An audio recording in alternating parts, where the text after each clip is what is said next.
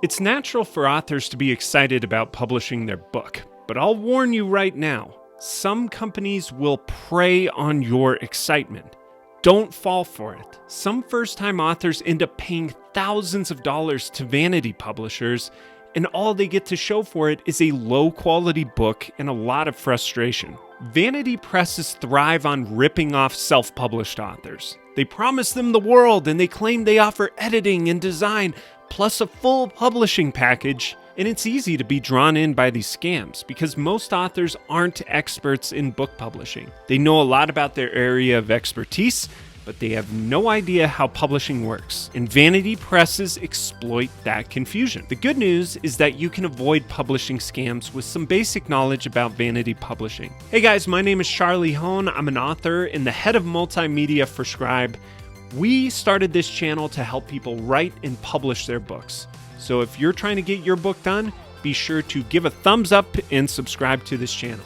In this video, I'm going to walk you through what a vanity press is, what the risks are, and how to spot and avoid scams. I'll also talk about why people fall for these scams, which publishers to avoid specifically, and how you should publish your book instead. So let's start with what is a vanity press? Well, a vanity press is a company that will publish anything for anyone who pays them. There are no editorial or creative standards. It's simply a company that prints books for people. But honestly, vanity publishers are worse than that. Even people without big egos can get sucked in simply because they don't know how the publishing process works. Vanity presses sell you the appearance of something that you're not actually getting. They peddle this idea that if you just pay them, you'll end up with a quality book, fancy marketing services, and great cover design. Then once they have your money, they produce the book as cheaply and quickly as possible, and then they take all the profits. Their business model is predatory. And if you're wondering why these companies can get away with it so easily, here's some background. In the publishing industry, there are two main publishing options: traditional publishing and self-publishing. With traditional publishing, an author sells the publishing rights for their book to a publishing house. And in return, the publisher pays the author in advance. Paying the author up front means the traditional publishing house assumes all the risk. If the book flops, the author still keeps the advance and the publisher loses the money. Once the advance is paid back through sales,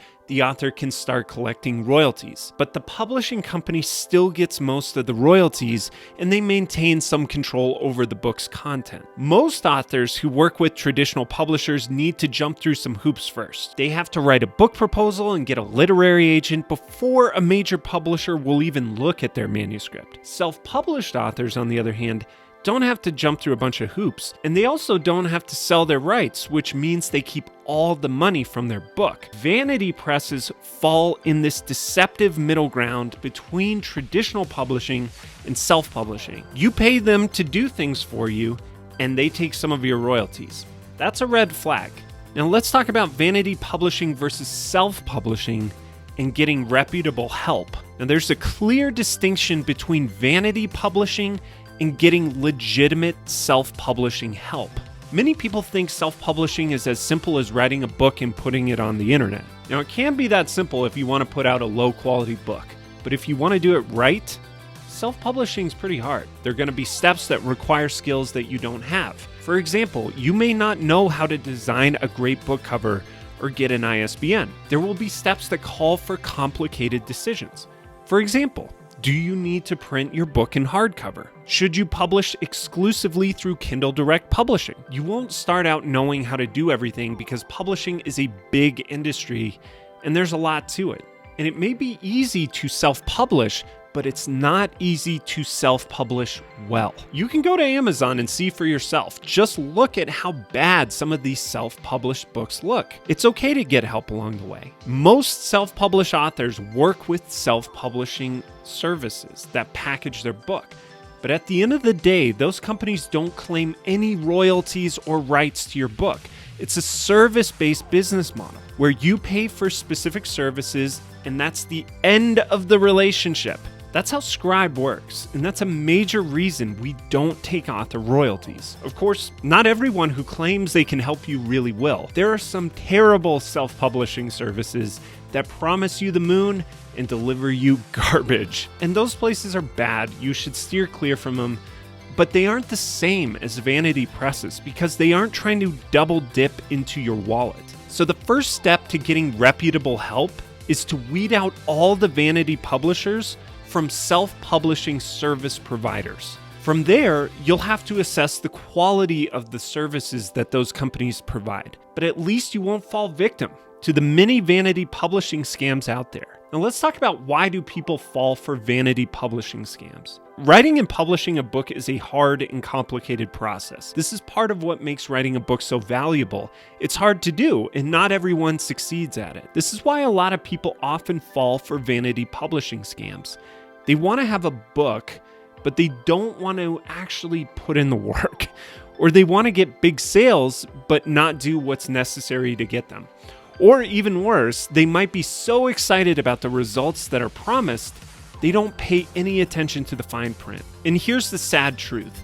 In the book writing and publishing space, there are a lot of scammy companies. At Scribe, probably 10% or more of our authors have had bad experiences with other companies before they work with us. So how do vanity presses scam authors? Well, a vanity press might tell you, authors who work with us sell an average of 20,000 books. No, that is a lie. They might tell you, we're a small press that really cares about our authors. All you're paying are the production costs. Look, if that were true, how are they keeping the lights on? A business that doesn't make money isn't a business for long. They might tell you, we promote new authors with our special marketing service, and you're guaranteed to make it on Oprah and be a major bestseller. You are never guaranteed to make it on any mainstream media, much less Oprah or bestseller lists. These kinds of companies are scammers. They're selling you a result that they can't promise, or they're framing the result in a way that's dishonest and not real. And many of them are good at that. They know what first-time authors want to hear, and they say whatever they need to say to get the sale. If a publishing company employs any of those methods, beware. Avoid them and find another company to work with. All right, let's go over publishing company red flags to avoid. Number one, they want money and royalties. No reputable publishing house will ever ask an author to pay thousands of dollars and then pay royalties. If a publisher thinks the rights to your book are lucrative, they'll pay you for them. That's what happens with traditional publishers. As I said, they only collect royalties because you sold them your rights and assumed all the publishing risk. When a vanity press charges an upfront fee and then wants to take royalties, they're basically saying, we don't want to assume any risk for your book, but if it happens to do well, we want to reap all the benefits. Don't fall for that. That is the worst of all possible worlds. You're signing your rights away and you're paying to do it. Let me put it this way. Does it make sense to pay someone to take your rights?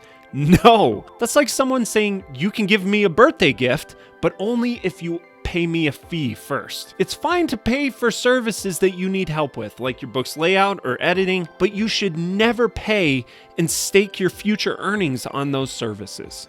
Red flag number two, their book examples are limited. Before you pay a publishing service, you should see examples of the books that they've published. The obvious reason is that you want to make sure they publish quality books. Many vanity presses outsource work to the cheapest freelancers possible. You'll pay thousands of dollars for work that costs them $50. The second reason you want to see examples is that a lot of vanity presses like to brag about the great books they published, but they are lying. Don't believe it until you see it. If they keep showing you the same 3 or 4 books, it might mean that's all they've ever published. Or maybe those are just their high quality samples and the books they really publish every day are rushed and full of mistakes. Also, walk away if you can't verify that the company actually published the books that they say they did. If they tell you, We worked with such and such high-profile author. They better be able to prove it with actual books and actual testimonials. The third red flag is reading fees. No reputable publisher will make you pay for them to read your book. Ever. Some literary contests charge submission fees because they're run by nonprofits that need to survive. But that's where legitimate reading fees start and end in the publishing world. If a publishing sales rep tells you that they'll read your book for a fee, it's a scam. Traditional publishers want to find authors whose books will earn them money. They aren't looking for authors willing to pay to have their work read. No traditional publishing house makes money until a book sells. They make money from readers, not directly from authors. Red flag number 4 is big promises. Beware if a publisher tries to sell you big promises. If they say, you're going to make it on Netflix or have your book optioned for a Hollywood movie. That's an obvious oversell.